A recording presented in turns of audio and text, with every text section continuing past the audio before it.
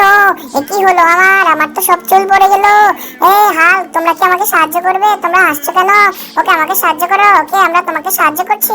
আমি হাল্ক যাচ্ছি, আমি তোমাকে এখনই সাহায্য করব। আমি একটা শ্যাম্পু নিয়ে তোমার মাথায় লাগিয়ে দিচ্ছি, তুমি এটা ব্যবহার করো, তাহলে তুমি ভালো হয়ে যাবে।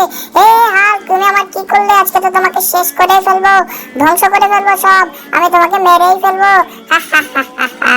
এখন আমি যাচ্ছি ক্যাপ্টেন আমেরিকা, তোমার জন্য নতুন একটা শ্যাম্পু বানিয়ে আনছি।